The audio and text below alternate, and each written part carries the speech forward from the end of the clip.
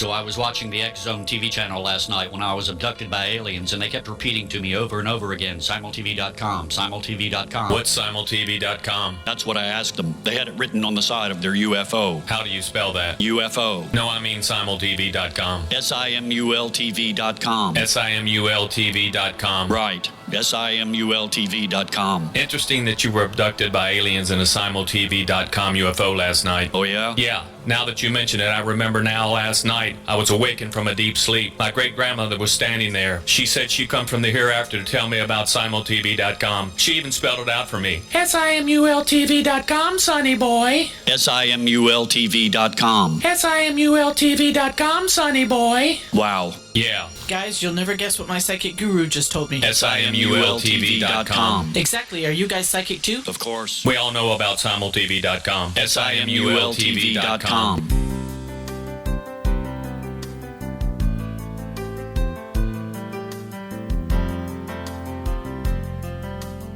Welcome to Mission Evolution Radio Show with Gwilda Wiyaka, bringing together today's leading experts to uncover ever-deepening spiritual truths and the latest scientific developments in support of the evolution of humankind. For more information on Mission Evolution Radio with Gwilda Wiyaka, visit www.missionevolution.org. And now, here's the host of Mission Evolution, Miss Gwilda Wiyaka.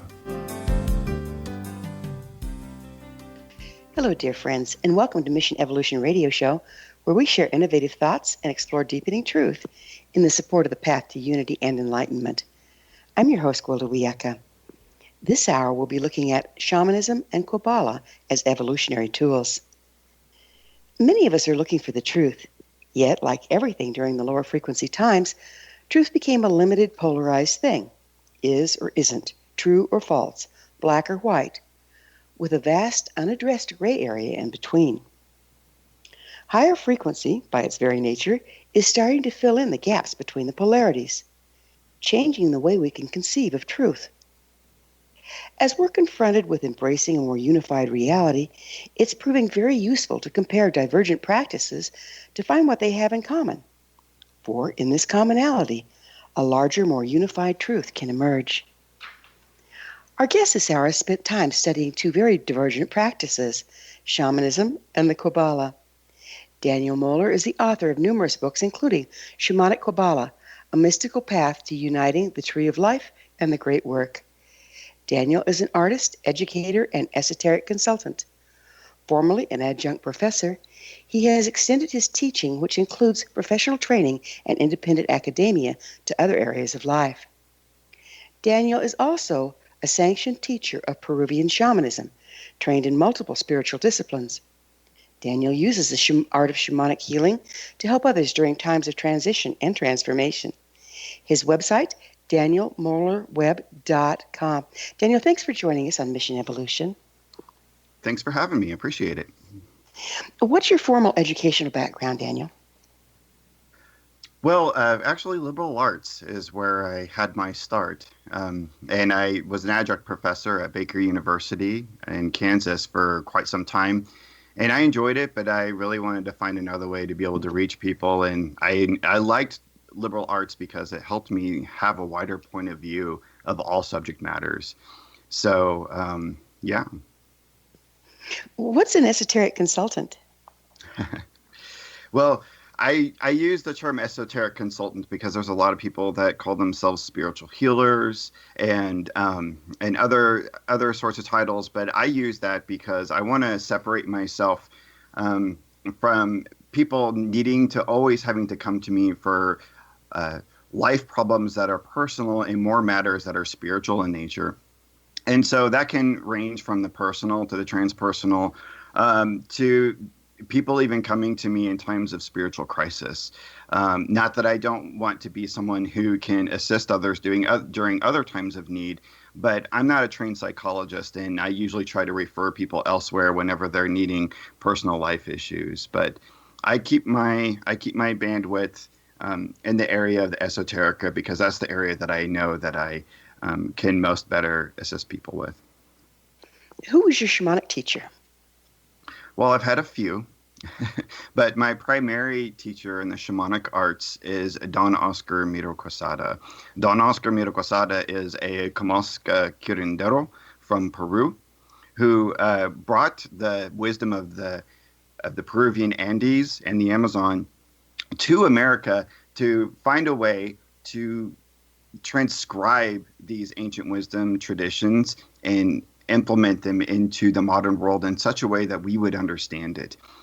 It's one thing for us to travel to an indigenous culture and learn from them, but sometimes the concepts lose their meaning because of that gap in the cultures from the modern world to an indigenous mindset. So Don Oscar was tasked by his own teachers before they passed on to the other side to translate these ancient wisdom traditions to such a way that a blue jeans guy, blue jeans wearing kind of guy like me from the Midwest can get and understand, but also to practice.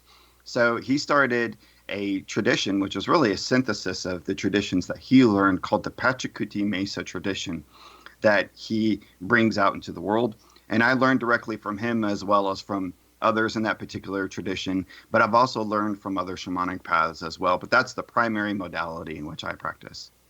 Yeah, Don's a lovely man. I think we've had the pleasure of having him on the show, and he does a good job of translating, culture to culture, the same concepts, but different language. Yes, absolutely. And he's a lot of fun too. Yeah, he's a kick. Yeah. Yep. So you're a teacher in the shamanic lineage. Which lineage? So it is that lineage. Don Oscar sanctioned me about, I would say 7 or 8 years ago, I can't remember now, to be a teacher in the Pachakuti Mesa tradition. So my wife is as well. So my wife and I both teach apprenticeships in the Pachakuti Mesa tradition, which can last anywhere from about a year or so, depending on the how big the group is and how long of a time that we feel like the apprenticeship needs to last. But the way it's designed is it's in a series of 5 consecutive weekends where we kind of mash all of that work over a year's period of time together into those weekends. And then we give months apart after those weekends to give time for integration and for people to really settle in and understand the teachings. Because the majority of shamanic work is less about learning from one person didactic material and more about experiencing the world around you in a certain way. It's a lot to do with embodiment versus just mentally learning the practice, yeah? Absolutely. Yeah. Many indigenous communities are concerned with modern world taking and using their practices. Where do you stand on cultural appropriation?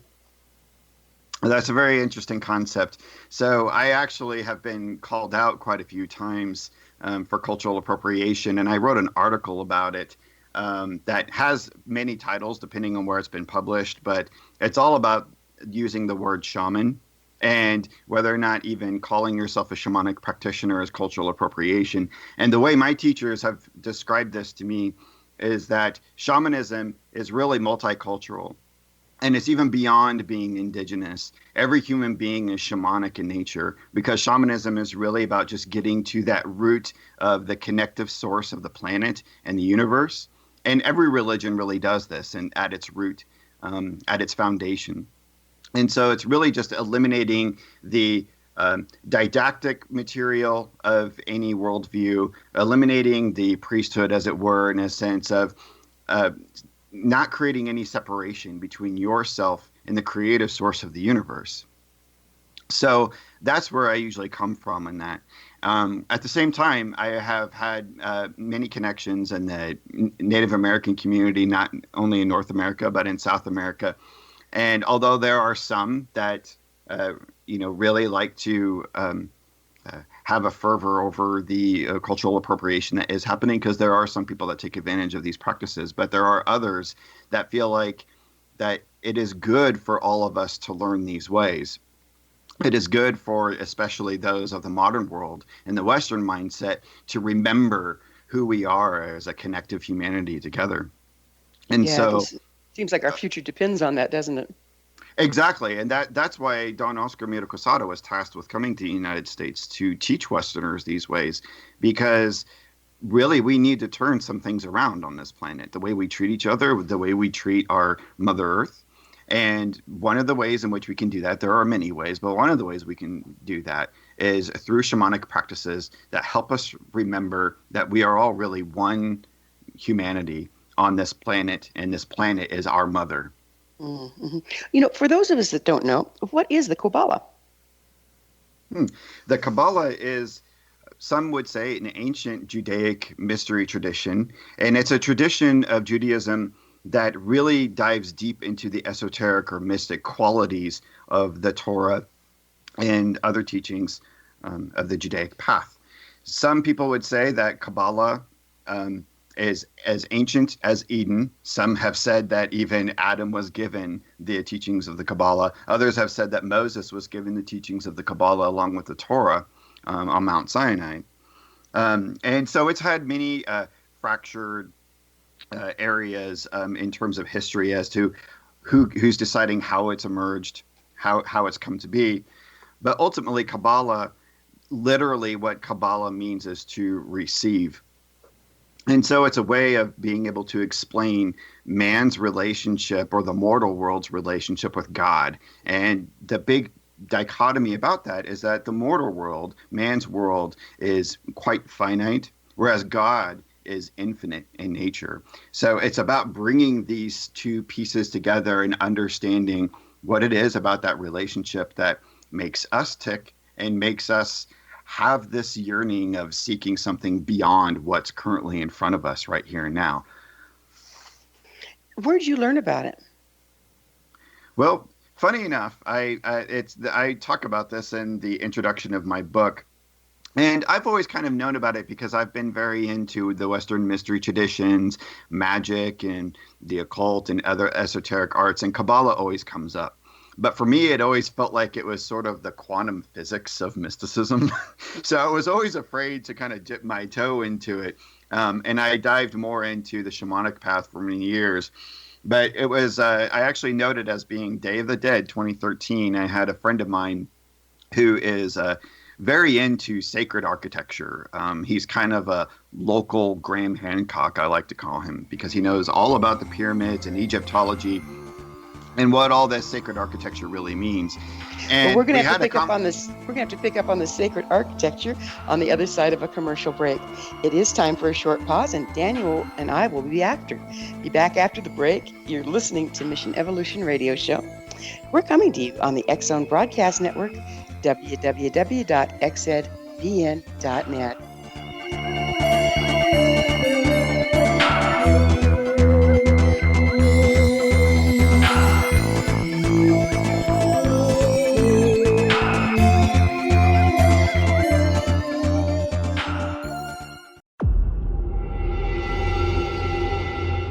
Whether you're a skeptic or a believer, join me, Rob McConnell, as together we'll investigate the world of the paranormal and the science of parapsychology here on the X-Zone Radio TV show on XZBN and the X-Zone TV channel on Simul TV.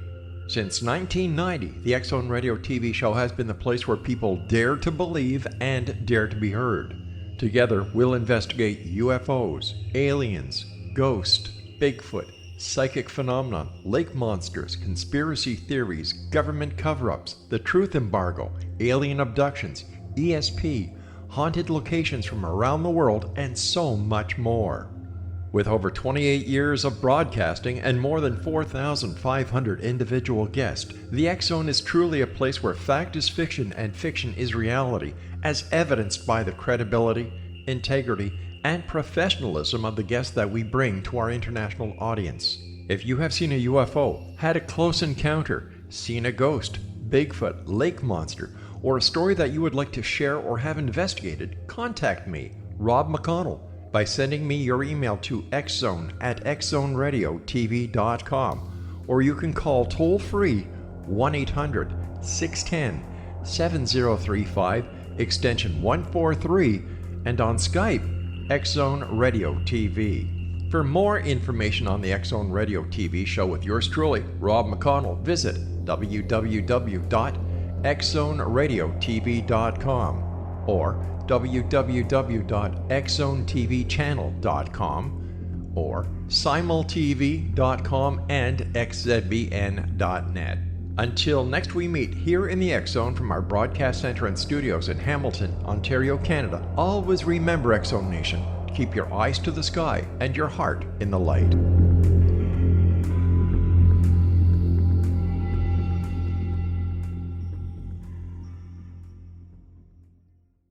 The new nonfiction book, Razor of Madness, is similar to cult movies like Clockwork Orange, Dragon's Tattoo, or The Other Side of Hell. Wayne Morin Jr. and Thomas Lee Howell expose widespread and systematic deficiencies in this thought-provoking tell-all novel. Mind control rages among scholars in law schools. Human rights are ignored while thought reform and mental manipulation are accepted practices used as behavior modification. Dr. Louis Jolyon West comes to mind. Media and public scrutiny shows that United States mental hospitals are in fact destructive murder industries. Razor of Madness expose novel details this epidemic through an in-depth professional and personal investigation. For decades, there has been a revolving door policy that still releases killers and pedophiles back into society. The maestro of mind control continues to haunt America to this very day. Razor of Madness is available in paperback or as a downloadable ebook at Amazon.com. The views, opinions, and conclusions expressed in the following program are those of the host, guests, and/or callers, and not those of Relmar McConnell Media Company, our corporate divisions or entities, the X Zone Broadcast Network, Simul Radio, Simul TV, our staff, management, advertisers, broadcast affiliates, and affiliated broadcast networks.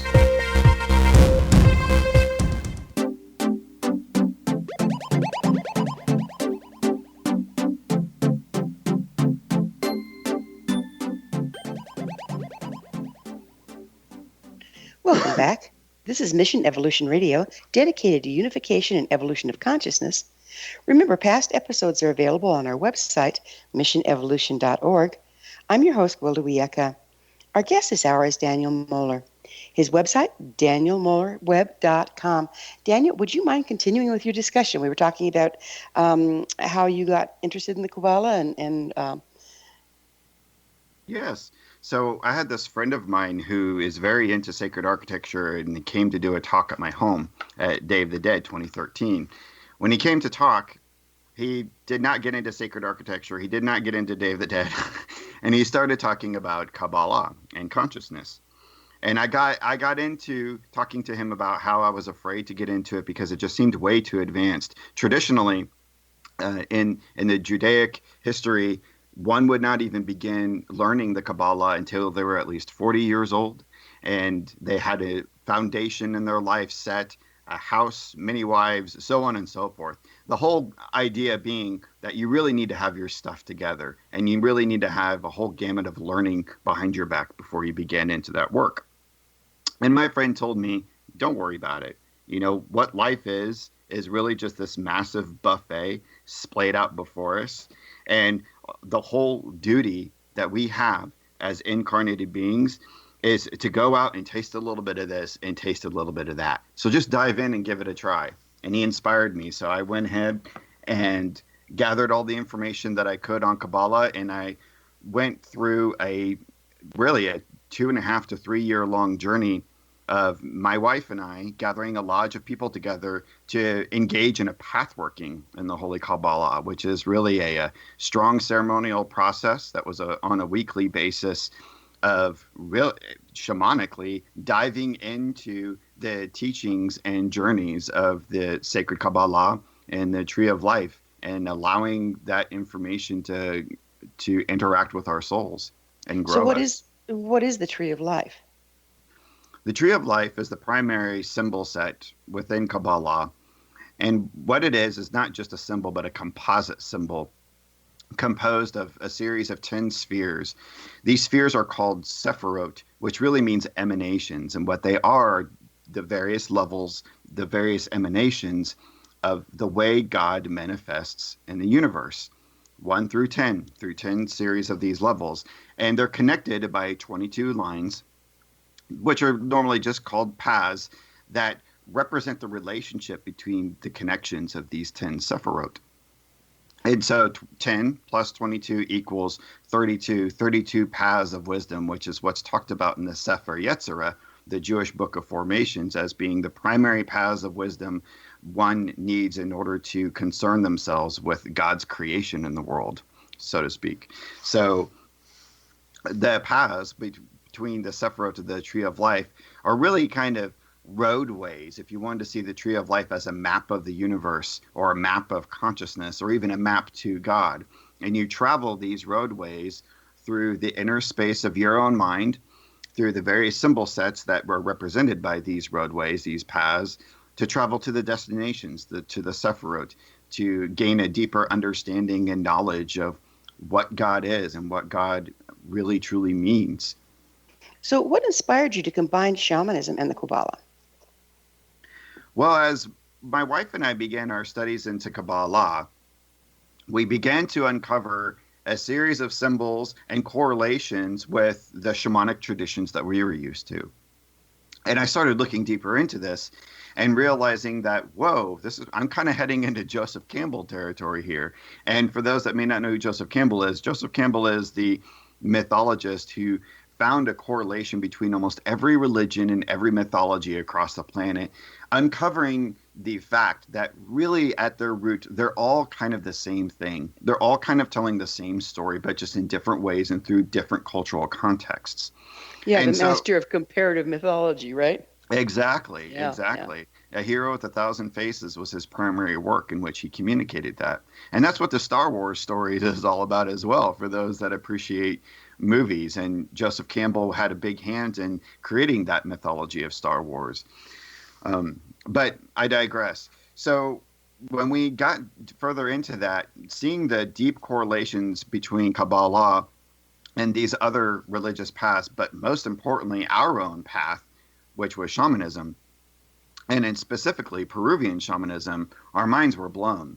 And really, it makes a lot of sense because all Kabbalah is a way of interacting with God or with spirit in such a way that you are receiving information from the unseen realms in order to better yourself in this world. And that's exactly what shamanism is. That's exactly what a shaman does.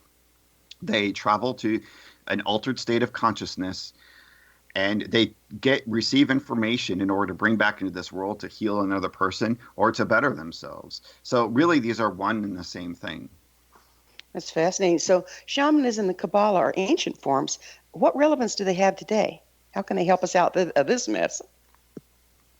And the sense that they help us out today is that we all need to better ourselves. And there is a lot going on in the world, and people are throwing on the blame game. It's the Republicans versus the Democrats. It's this person versus that person. And when something's happening, we always want to point the finger. And we have to go back to paraphrase Mahatma Gandhi, is that we need to be the change that we want to see in the world. And what he meant by that truly is that the only way we can really change the world is not by pointing the finger or trying to push others to change, but to really change ourselves. And this is, in essence, the goal of initiation in general. And the goal of initiation is that you change that lead inside of yourself into gold, as it were. Alchemy. This is what the ancient alchemists always thought from the very beginning. They weren't literally trying to turn lead into gold, but it was a symbol, really. It was a metaphor for what we were trying to change inside of ourselves. So we always have to start with ourselves and bettering our own mind, bettering our own body, bettering our own way in this world in order to make the world better.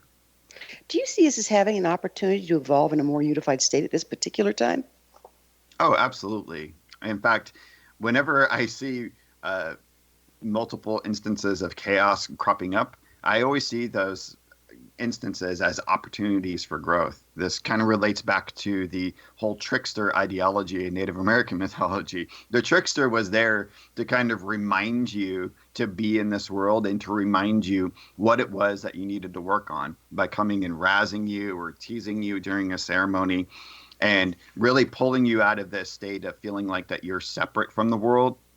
But that trickster brings you back in and helps you really sort of understand what it is that we need to work on. So again, it's really a compass, so to speak. Is truth or our concept of it also evolving at this time? Absolutely. I think that we get into sometimes a rut when we think that just because a tradition is ancient and just because a document is very old or a sacred text is very old, that it is the absolute truth. And I really fully believe that truth comes from evolution and that these ancient traditions are important, but truth comes from whenever we grow and evolve those traditions and we make them our own and make sure that they become more advanced, make sure that they become sharpened, as it were, over time. Kind of like the way science has evolved over time. Science is not what it used to be 100 or 200, even 300 years ago. It's become better over time through people trying various things out, experimenting, finding out what really works. And I feel like that we're really at a very important moment in this day in humanity because of the internet, because of the way that we're able to connect with one another. We have all these traditions and cultures across the planet that can interact with each other, interconnect, and we can share information and wisdom. And so we're really being able to find now what works amongst all of our various ideas and building from there. You know, Daniel, what I've noticed working with different esoteric traditions is that the truth within the tradition itself is ever deepening rather than us having to evolve beyond what's being offered. Have you experienced that? The truth of itself is ever deepening. Can you explain that again? Mm-hmm. Within the traditions, I'll read a text from the Bible or from any number of places or do a shamanic study, and how I conceive of the truth that it's offering at that time can then deepen without the truth or the words changing. Mm-hmm, mm-hmm. I find that different than science. Yes, absolutely. Because science, of course, is based upon material evidence and it's based upon compartmentalization. And what's very moving about the mysteries is that it's a lot like poetry.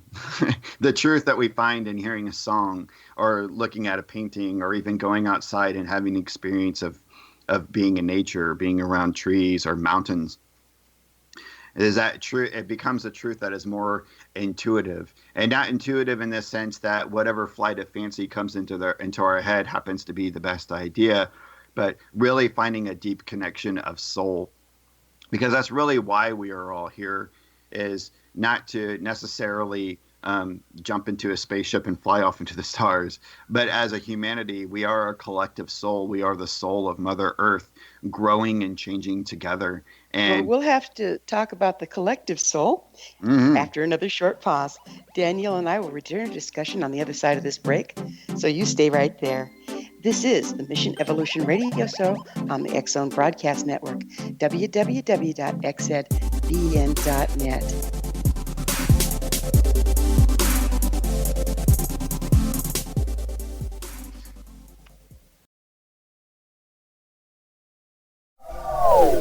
They are here, and they've been here for thousands of years, making their presence known in the shadows. They might be seen by a lonely motorist on a deserted road late at night, or by a frightened and confused husband in the bedroom he is sharing with his wife. But who are they? What do they want? Why are they here? Perhaps most concerning, has the government been aware of their presence all along? The new book by L.A. Marzulli, UFO Disclosure, the 70-year cover-up exposed, delves into the world of UFOs. Can full disclosure be soon? Order now and receive a free hour and 37-minute DVD on the UFO phenomenon. UFOs are real. Get both the book and the DVD, a $40 value, for only $19.99. To order your book and DVD today, go to lamarzulli.net. That's LAMARZULLI.net. Rob McConnell here, presenting an overview for Nicholas Paul Jennings, author of a fascinating book, Amen. It presents facts revealed by Egyptologists, facts that enable us to understand why Amen is the beginning of creation of God. It provides recommendations for religious leaders of the major religions to unify their beliefs and teach the Word of God. Love one another. Amen informs people how mankind conceived God. It was the Egyptians that developed the concepts of a soul, a hereafter, and Son of God. And finally, After the worship of many gods, they conceived the belief in one universal God, the maker of all there is. For more information, visit www.futureofgodamen.com. That's www.futureofgodamen.com.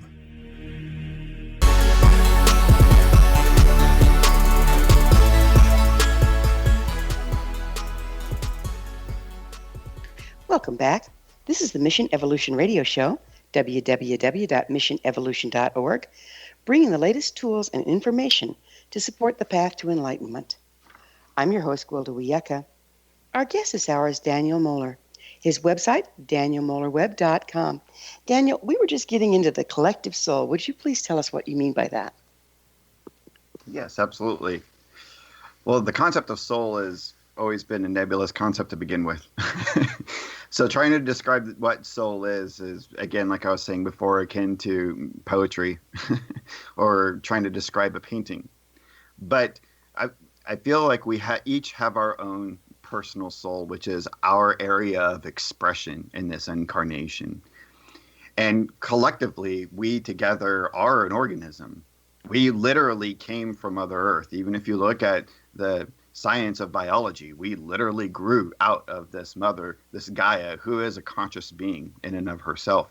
So we were really those extensions of that consciousness. And if we just remember that, and if we tap into that, we can tap into a collective space where we together can begin creating this world in a better way. And many people have talked about this all through the ages, various sages. Carl Jung, the psychoanalyst of the late 19th, early 20th century, talked about the collective unconscious, this space where all dreams come from.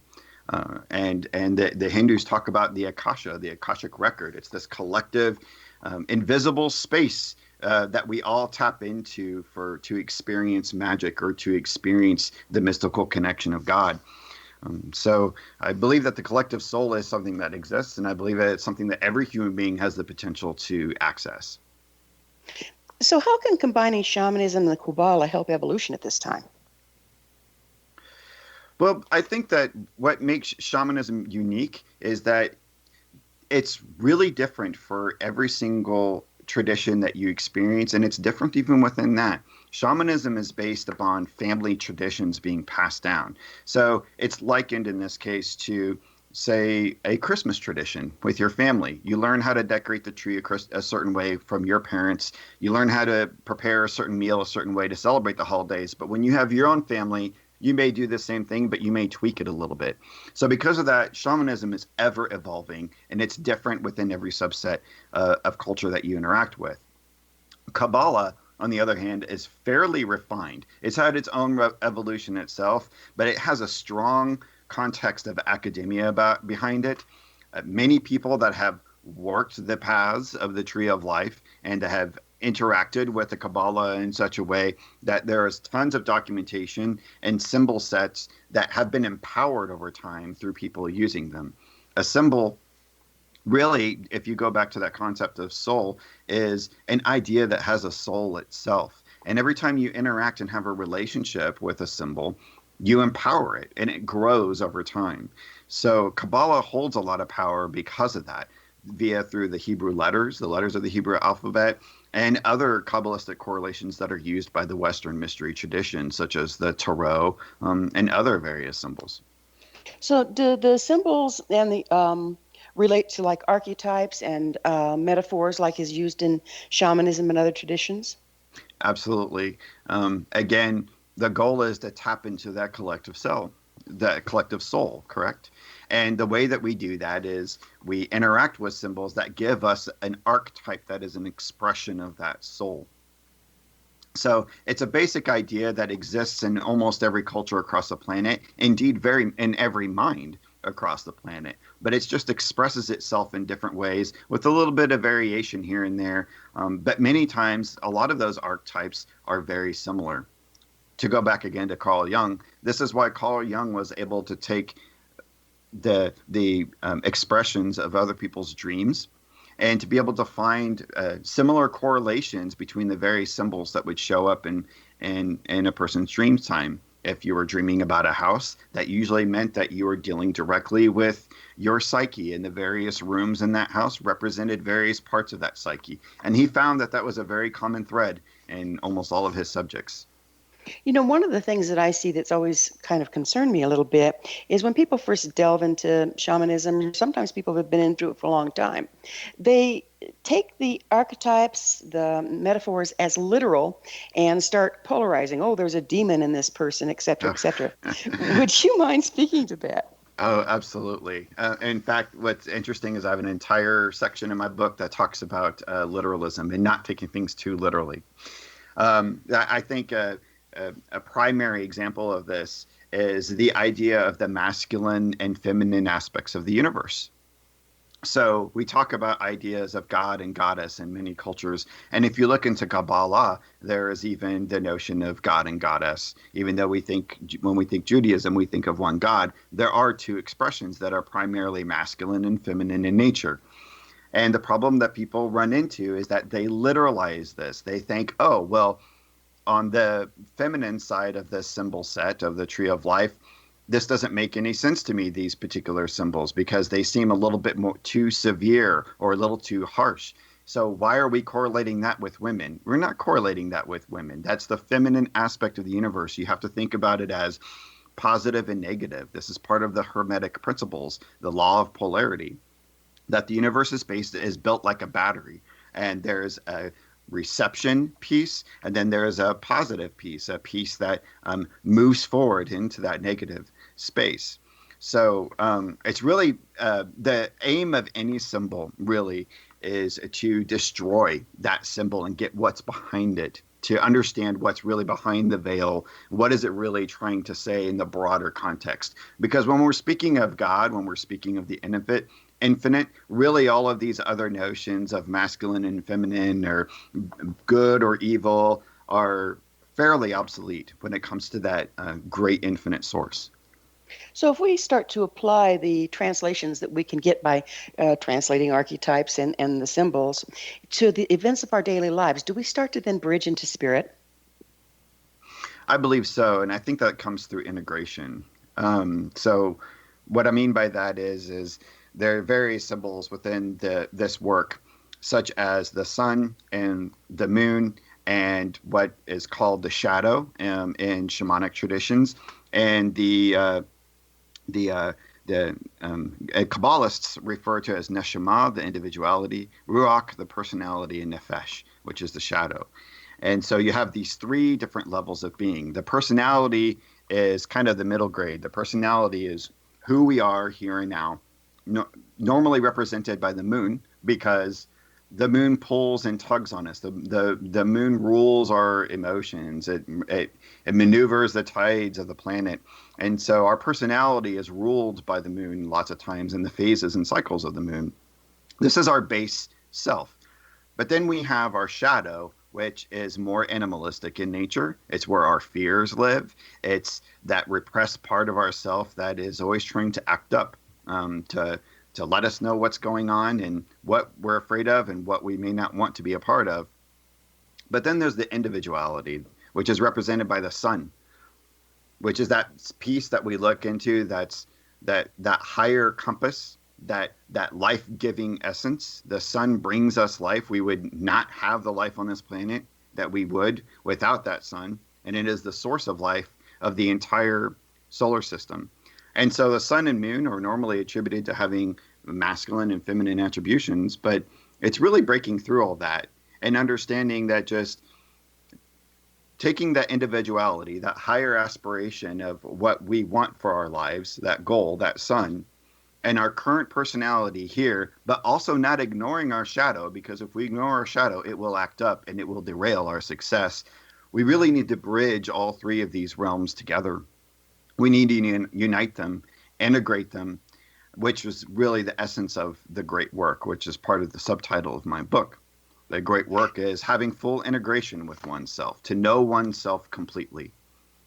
And during times of higher frequency, less polarization, we have a better opportunity to do that than other times? Oh, absolutely. I believe that we are affected by the way that the universe moves. I'm not as well versed in astrology as I would like to be. That's something that I am currently learning more and more of. But it doesn't take a genius to know that we are affected not only by the moon, but the way that the planet moves within the solar system. And of course, we're affected by the sun and all of the planets that surround us. And there are various time periods which there is a higher frequency than not that provides an opening, an opportunity. An example being is right within the title of the tradition that I practice, the shamanic tradition, the Pachakuti Mesa Tradition. Pachakuti is a Andean Quechua word that means transformation or world reversal. That's the whole goal, is to transform ourselves through the shamanic arts, through this great work. And Pachakuti is also the name of the age in which the Quechua say that we currently live. The Quechua are noted as being the descendants of the Inca that live in the Andes Mountains of Peru. And so we've gone through various ages, and right now we are in this time of world reversal, this Pachakuti age, which can be very chaotic, but it also is a high frequency time. It is a window of opportunity that allows us to see our own shadow, to be able to integrate it so we can move beyond and evolve to a better state of being. So a time there's more light to see by. Oh, absolutely. Absolutely. Yeah, it's all about the frequency and the light. And I think this is becoming more and more prevalent in all of our traditions, starting to look deeper and deeper into what they were based on, giving us more information. We're going to need to take another commercial break, but I'd really like to get more into the world in reversal on the other side. Daniel and I will be back shortly, so don't you dare go away. You're listening to Mission Evolution Radio Show on the X-Zone Broadcast Network, www.xzbn.net.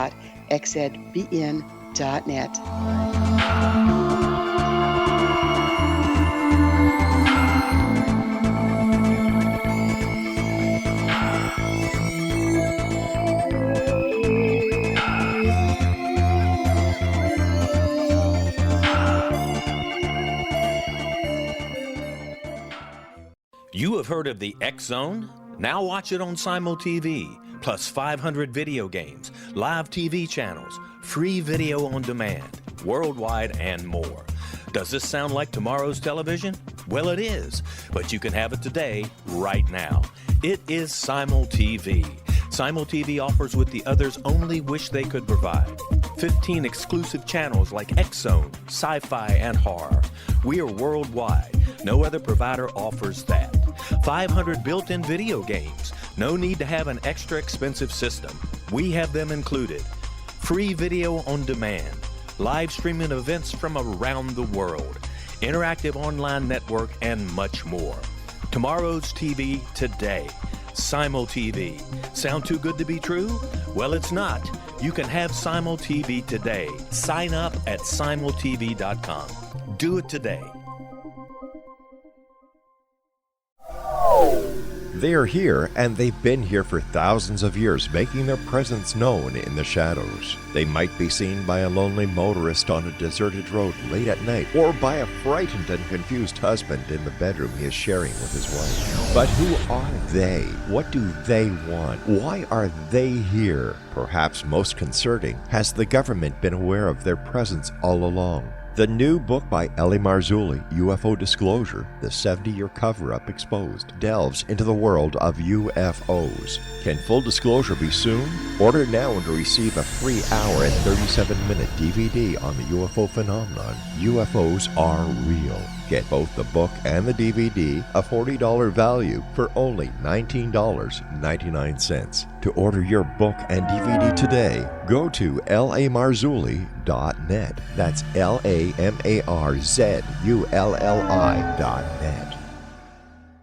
So I was watching the X-Zone TV channel last night when I was abducted by aliens, and they kept repeating to me over and over again, simultv.com, simultv.com. What's simultv.com? That's what I asked them. They had it written on the side of their UFO. How do you spell that? UFO. No, I mean simultv.com. SIMULTV.com. SIMULTV.com. Right. SIMULTV.com. Interesting that you were abducted by aliens in a simultv.com UFO last night. Oh, yeah? Yeah. Now that you mention it, I remember now last night I was awakened from a deep sleep. My great-grandmother was standing there. She said she come from the hereafter to tell me about simultv.com. She even spelled it out for me. SIMULTV.com, sonny boy. SIMULTV.com. SIMULTV.com, sonny boy. Wow. Yeah. Guys, you'll never guess what my psychic guru just told me. SIMULTV.com. Exactly. Are you guys psychic too? Of course. We all know about simultv.com. SIMULTV.com.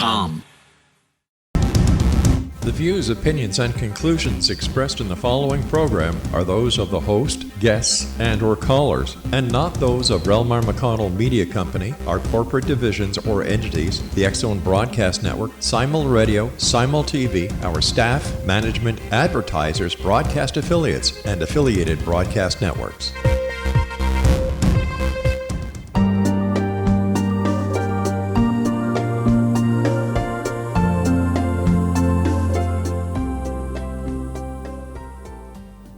Welcome back. This is Mission Evolution Radio Show, www.missionevolution.org, bringing the latest developments in an evolving world. I'm your host, Gwilda Wiyaka. I always love suggestions from my listeners. Email me at info@missionevolution.org to propose a topic or a guest that's on your mind. I'm sure we'll all enjoy them. Our special guest this hour is Daniel Moeller. His website, danielmoellerweb.com. Daniel, we were getting into something that fascinates me, and that's the world reversal. Could you explain what that is exactly? I've heard many explanations from, we've already changed the direction of the spin of the earth, and I'm going, that would not have been a subtle event.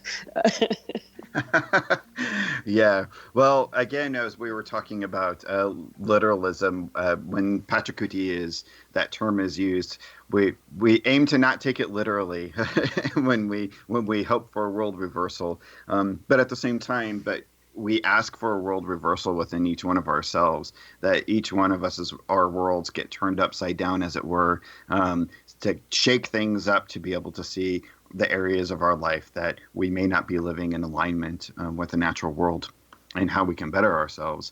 The Pachakuti, the word actually comes from the Quechua use of tilling the soil. So the whole idea behind it is that through this great work, we are tilling that soil, bringing up that inert earth, and mushing it, massaging it, so that we can then plant seeds that will then be able to grow. You know, you refer to the mystery traditions and mystery schools. It sounds pretty mysterious. What are these mysteries?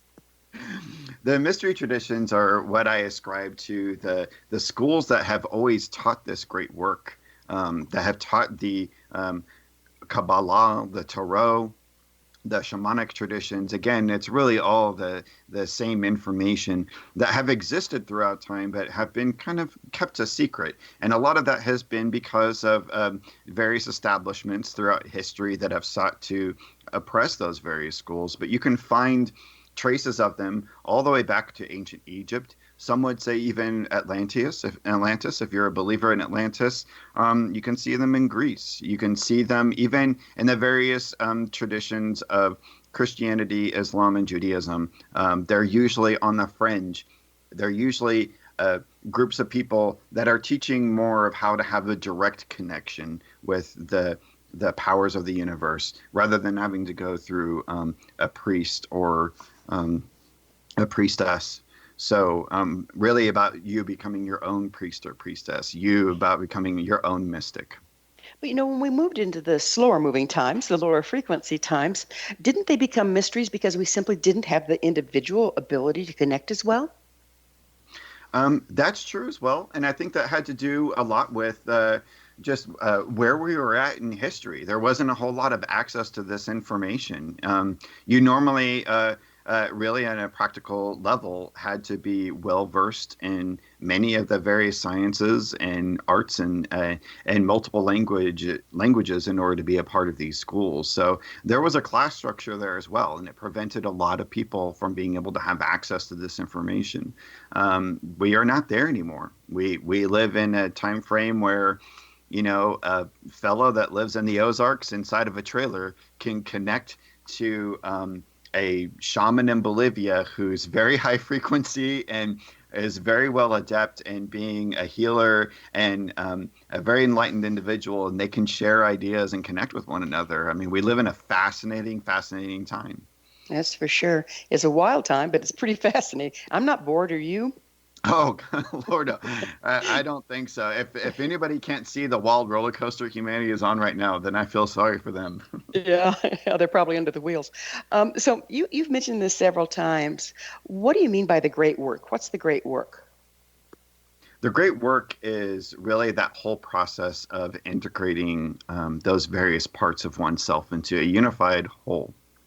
On the temple of Apollo in Greece was inscribed over the temple Gnothi Souton, which means to know thyself.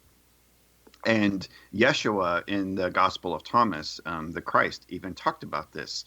To know oneself is, I'm totally paraphrasing here because I don't have it in front of me, but to know oneself is to be free and to have salvation. But to not know oneself is truly hell. You will die to not know who you fully are. And you So can you're take basically this, fighting against yourself in that condition, yes? well, absolutely. How many times do we are constantly derailing our own successes? Our own little habits and behaviors are getting in the way of relationships, getting in the way of career success, or whatever it is that you're desiring to seek in your life. We all have these struggles. It's no secret.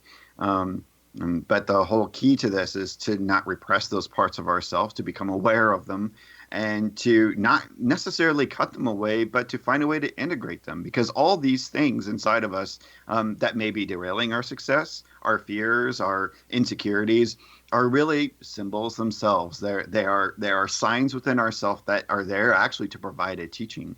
And it's normally that our weaknesses will then become our greatest strengths. And that's what you learn through the great work. That's what you learn through shamanic initiation or pathworking on the Qabalah. It's all that same result, is to take those parts of yourself that you feel like maybe your worst, but always end up becoming your greatest gift.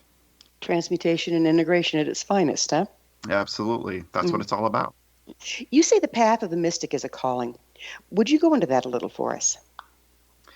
Yeah, well, a lot of that's based upon my own personal experience, but there are others that have talked about it, that there are just some individuals who are born weird, who are just born outside of the ilk of the rest of humanity and on the fringe, as it were. And I was one of those. I was different from anyone else in the small town that I grew up in, and I was often ostracized because of it. But usually those individuals have this unknown draw, what Colonel C.R.F. Seymour, who is a mystic, calls the divine discontent. It's the ability to not feel like that you can settle for any path or any knowledge or piece of information that's just delivered to you, but to want more and to seek more. And the way that I see that as is that I want to have a relationship with the source of creation, whether you want to call it God or divine or Allah, whatever you want to ascribe the label to. It's just a symbol itself. But I want to have a relationship with it in the same way that I have a relationship with my wife or I have a relationship with my children. I want it to be something that's dynamic and that constantly grows, and to never settle for contentment, never settle for less in that regard. And when one engages in a relationship with the universe in that way, the universe responds in kind. How can we manage to lead a life in tune with the sacred during these times of chaos and upheaval? Well, the way I was taught and the way that I feel like has worked for me and my family and those in my community is a path of sacred reciprocity. In the Pachakuti Mesa Tradition, we call this Aini, sacred reciprocity. And Aini is a way of giving offerings to the natural world, of giving back, giving gratitude, whether it's creating a pago, which is a sacred offering of payment that you learn in the shamanic traditions of Peru, or if it's a song, if it's whatever you do and whatever you go to seek from the universe, first and foremost, you must always give back. You must always give some kind of sign to the spirits or to the natural world itself, to the universe, that I want to have this relationship. And I want to give as well as just receive and not just take. And when you do this, a language begins to form between you and the unseen realms. Whatever sacred reciprocity that you're giving back becomes that song, that thread between you and the divine source that evolves in its own way, rather than just the predetermined way that you're normally taught in apprenticeship. So gratitude is the great transmuter, isn't it?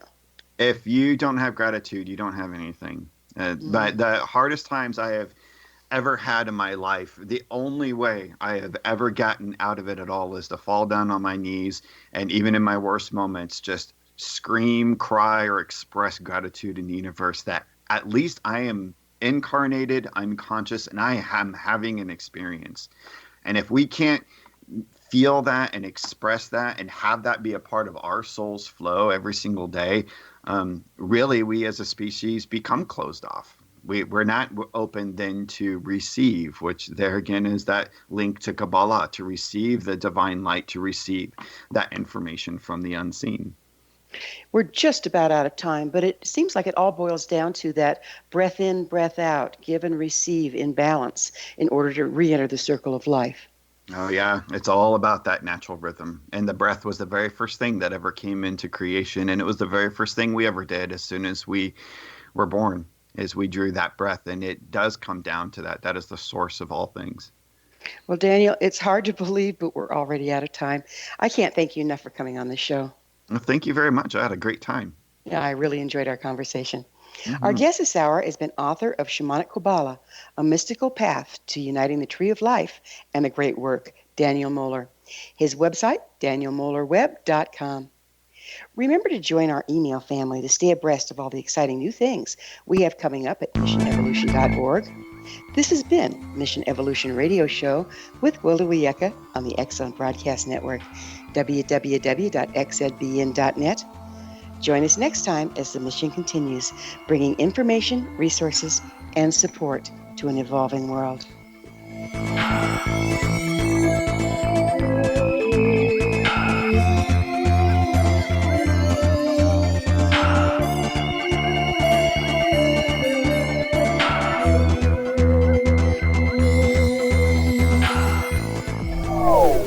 They are here, and they've been here for thousands of years, making their presence known in the shadows. They might be seen by a lonely motorist on a deserted road late at night, or by a frightened and confused husband in the bedroom he is sharing with his wife. But who are they? What do they want? Why are they here? Perhaps most concerning, has the government been aware of their presence all along? The new book by Eli Marzulli, UFO Disclosure, the 70-year cover-up exposed, delves into the world of UFOs. Can full disclosure be soon? Order now and receive a free hour and 37-minute DVD on the UFO phenomenon. UFOs are real. Get both the book and the DVD, a $40 value, for only $19.99. To order your book and DVD today, go to lamarzulli.net. That's LAMARZULLI.net.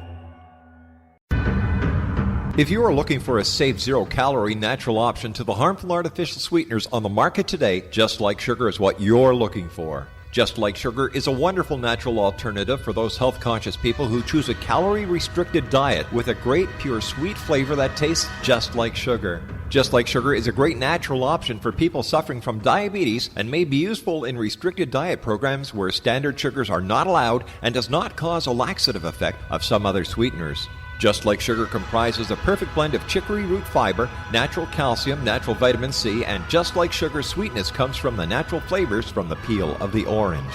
Just Like Sugar is a natural alternative to harmful artificial sweeteners and will change the way that you believe all natural sweetener products taste.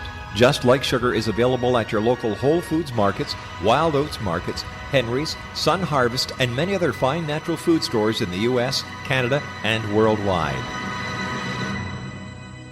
You have heard of the X-Zone? Now watch it on Simul TV, plus 500 video games, live TV channels, free video on demand, worldwide, and more. Does this sound like tomorrow's television? Well, it is, but you can have it today, right now. It is Simul TV. Simul TV offers what the others only wish they could provide. 15 exclusive channels like X-Zone, Sci-Fi, and Horror. We are worldwide. No other provider offers that. 500 built-in video games. No need to have an extra expensive system. We have them included. Free video on demand. Live streaming events from around the world. Interactive online network, and much more. Tomorrow's TV today. Simul TV. Sound too good to be true? Well, it's not. You can have Simul TV today. Sign up at simultv.com. Do it today.